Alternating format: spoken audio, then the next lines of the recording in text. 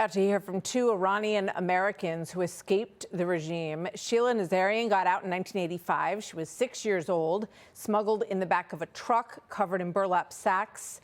Sardar Pashaei is a former Iranian national wrestling champion, former head coach of Iran's national wrestling team. His dad was a dissident and a political prisoner in Iran. Sardar says he could not go to his parents' funerals for fear of being arrested if he went back to the country. Sardar Pashaei and Dr. Sheila Nazarian join me now. Wonderful to have both of you with us. Thank you very much for joining us again. Sardar, let me start with you. As you look at Vice President Vance, he's heading to Pakistan with other negotiators this weekend. What is your message for them as someone who understands the country from such a personal level? Hi, Martha. Thanks for having me. I saw Vice President before your program saying that deal is possible if Iran doesn't lie or doesn't cheat. But with respect, Mr. Vice President, Iranian regime is going to lie and is going to cheat, and you cannot trust them. Why? Because their regime founded based on hatred and hostility toward Americans and Israeli, and we have been seeing that for the past almost half a century. But the result was just the regime got more aggressive, they took more hostages, and they executed more protesters. So do not give CPR to a dying regime. Dr. Nazarian, what's your message to the negotiators headed to Pakistan? I think that there are military goals that we have achieved, but there's also humanitarian goals, Martha, that we have not achieved. They are executing 1 to 2 teenagers, young people in Iran every single day, while we in America are talking about negotiating with terrorists. This regime has to go. There is no regime change, as President Trump, who I adore, has referred to many times. This is not regime change until this regime is gone and the Iranian people are freed from this murderous Islamist regime.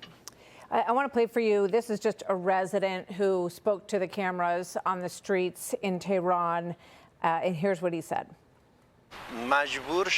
They were forced to accept these terms because of the resilience our people showed over these 40 nights, so that the blood of our martyrs would not be in vain, and so we could achieve our main goals on the international stage. Now we are recognized as a major power in the world. Now we are recognized as a major power in the world. Sardar, your reaction to what that man had to say? You know, a regime is using his propaganda everywhere. And you saw they took all of those children for using as a human shield.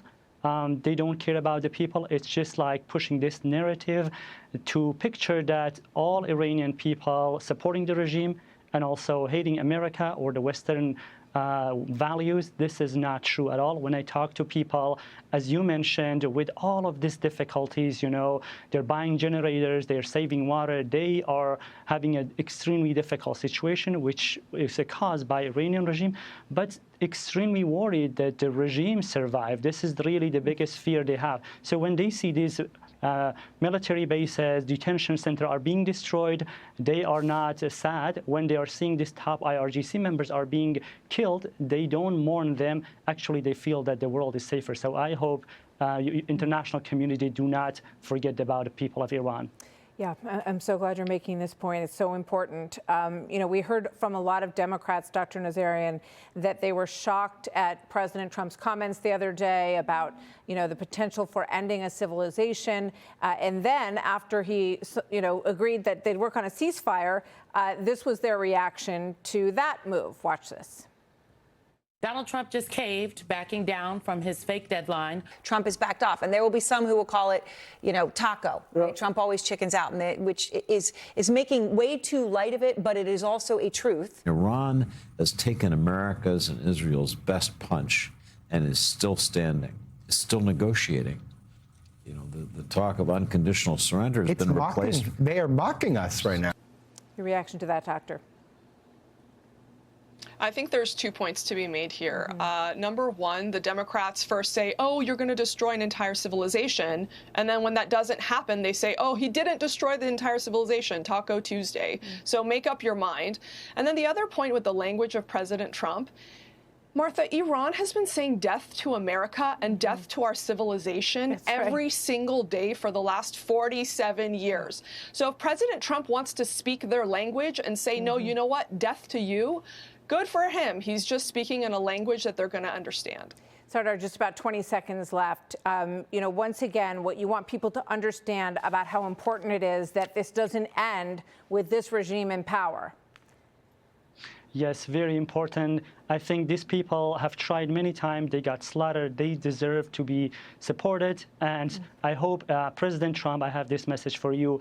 Any point, 10 points, 15 points you have on the table for negotiation, please include humanitarian one. And also those people on the prison death row, you're important. You make a red line for them. Say, don't execute any more prisoners. Thank you both so much for your bravery. You've been through a lot in your lives, and it's wonderful to have you both here. Sardar Pashaei and Dr. Nazarian, thank you for joining us today. Be sure to like and subscribe for all the Fox News latest on YouTube and catch full shows streaming now on Fox One.